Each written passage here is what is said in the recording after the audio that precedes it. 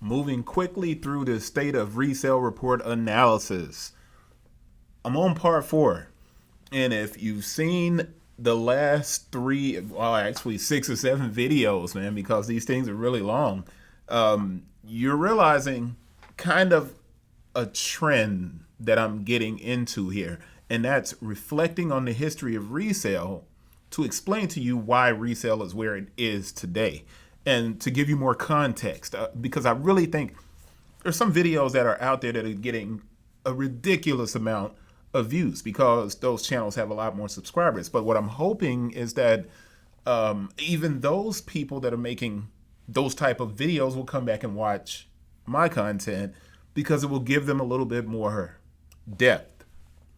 All right. So what's the next topic here? Where are we after going through the arbitrage snitch and made to be discounted, death of FOMO, StockX adjustments? We are on the year-over-year reports on resale and how those provide hints of the reality of what's happening in sneaker resale and thereby sneaker retail. And I know a lot of instances people don't think that, the two are connected and that resale can really provide you with information on retail. But if you are a person who's been working in the arbitrage space for an extremely long time, you can always see the connective tissues. It's kind of like, I don't know if you're watching this and you remember the Yacht Club Vans. When that shoe dropped a few years ago, nobody really paid attention to it, but people who were kind of not focused on Yeezy or Nike made a ton of money with the Yacht Club Vans. And that's because it wasn't released everywhere. It was only in Foot Locker. So if you could go to Foot Locker and pick up a few pair, you could really do well with that shoe. But what that shoe showed was Vans was trending up for that time period. In real time, it was something that you could track and you can see. You could also see when Vans didn't know how to convert those new wearers of Vans into lifelong fans. They missed an opportunity with the the AVE. They should have taken that Yacht Club crowd and moved them into the AVE, which was really like a Kobe skateboard shoe. It was a technical marvel. They just updated it recently, but that takes us off topic. Let's get back to the main topic. My point is to have depth to your conversation, you need these type of discussions, and that's what I'm attempting to give you. So let's roll into it. What I mentioned in the last video, and I explained that the compressed life cycle of sneakers and apparel even, the compressed life cycle is the biggest issue in the sneaker industry. Now, if you really want to be honest, something that I'm going to get into after I finish this series, the real big issue in the sneaker industry is sustainability. But that's a completely different discussion, and that's coming. I'm going to get into that. Specifically because of what happened with Under Armour purchasing Unless. Now, if you don't know what that's about, I have an article on the site. You can go back and read it. But I'm not going there right now because that's not what this conversation is. But sustainability is the most important topic in the sneaker industry.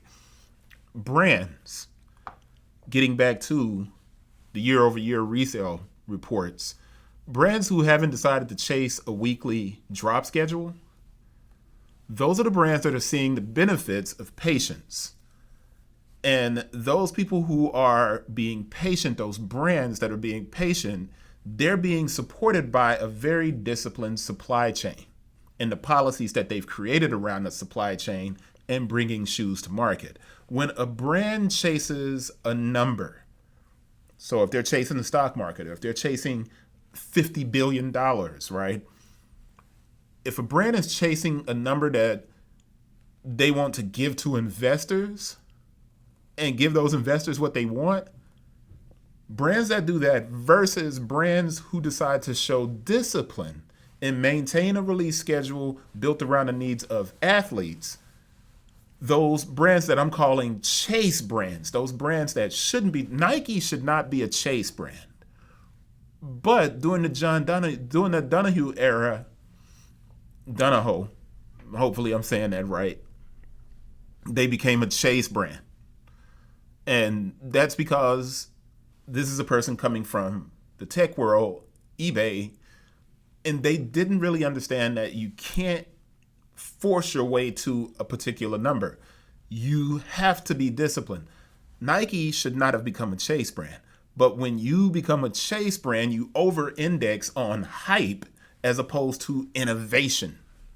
All right? And that's really important. Now, I'm going to have to break this up because this is going to require a lot of discussion. There's going to be a lot of data. This is a long one, but it's going to be informative. All right? So the chase brands that over-index on hype as opposed to innovation, they hurt themselves.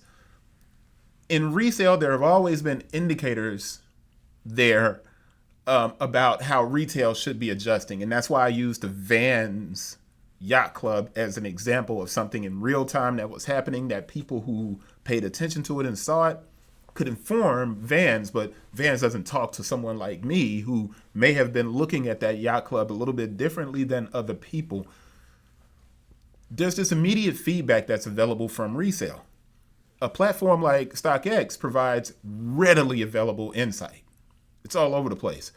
The issue is brands work by quarters and months. They can't actually adjust in real time. The things that they've made or they thought about a year ago, and it's coming out today.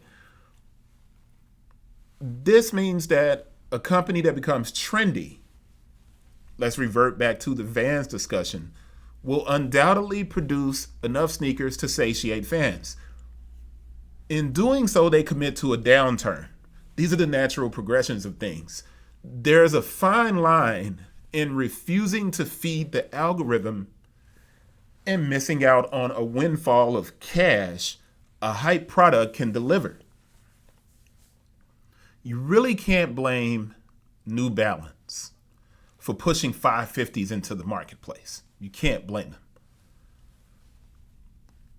But the fact that they're sitting on shelves and being discounted now, that's the problem with satiating the market and feeding into the hype system. But you can't miss out on that windfall of cash if you're New Balance. However, if you do so, you have to know that you're going to have a downturn on that particular sneaker. Chase brands. New Balance isn't necessarily a chase brand, but that is emblematic of what chase brands do. You can be both an efficient brand and a chase brand if you can balance things out. New Balance is a private company. They might have bought into the hype of the 550, but in one of the more balanced models or the balanced business decisions in the sneaker industry, New Balance also did incredible work on performance running shoes. So at the same time that they bought into the 550, they kept making new designs and they did great collabs and they snatched up some amazing athletes. New Balance showed balance. ASICS is currently showing balance. But we have to look at this data, this year-over-year data. We have to look at the statements and we have to look at the analysis of sneaker resale. And we can get to where we need to go in this discussion. And that's what we're going to do in the next section. This is going to be broken down. This is the introduction to how year-over-year reports on resale provided hints of the reality of what was happening with sneaker resale. This is the intro. And we're going to get into this one and keep building the discussion. I hope you guys are enjoying this podcast. And it's going to get very detailed now. See you guys on the next one.